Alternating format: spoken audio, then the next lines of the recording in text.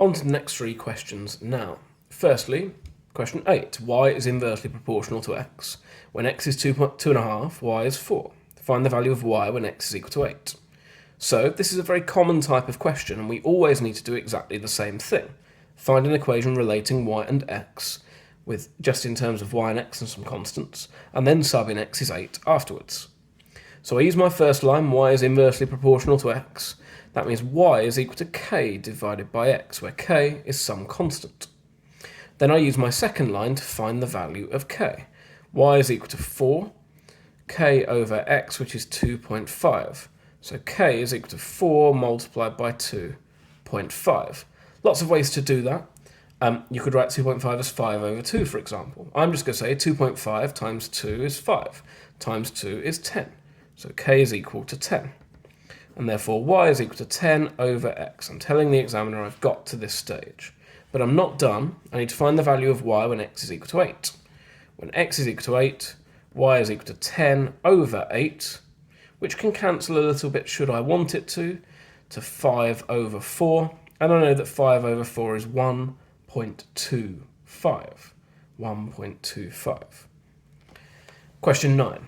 Rearrange the equation y is equal to x plus 5 over 2x subtract 2 to make x the subject. Another very common question type. I notice that my unknown is in my numerator and my denominator. So the processes I'm going to take here, I'm going to multiply by my denominator, then I'm going to group all of my x terms on one side and everything else on the other. I'm going to factorise, and then I'm going to divide to leave x on its own. Let's see that in practice. My unknown, or the thing I want to be my subject, is in my denominator. That's unhelpful to me, so I'm going to multiply by 2x subtract 2. Like so.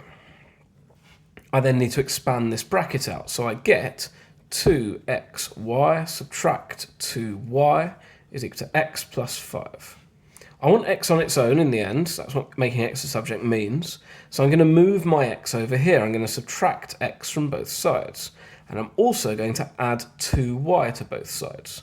So now I have one side in terms of x and some other stuff, and one side in terms of y. I've done that so that I can factorise out x, because I want x on its own in the end.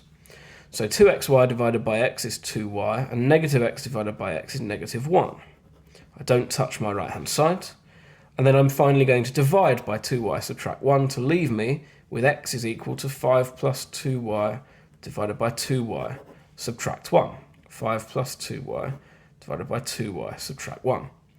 They often ask these questions in the exam, and they often go very badly for students.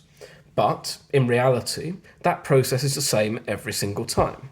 Multiply by your denominator, group your x terms together, or whatever you want to make the subject, factorise and divide to leave what you want the subject to be on its own.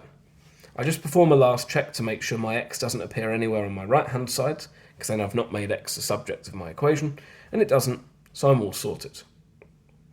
Question 10. Some more algebraic fractions. Show that 3x plus 2 over 4 add 7x subtract 1 over 3 can be simplified to this result. That should be screaming out to you common denominator, because I'm trying to add two fractions to get up one fraction at the end.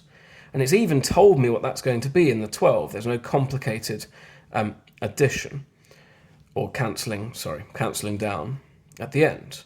So let's look at how this resolves then. I'm going to write everything over a common denominator of 12. To get that, I need to multiply the 4 by 3. So I also need to multiply my 3x plus 2 by 3, 9x plus 6 over 12. You'll see that I could cancel that down to 3x plus 2 over 4 again.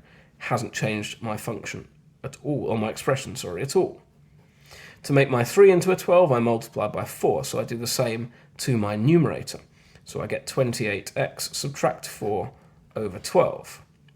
Now I have the same denominator, I can add my numerators.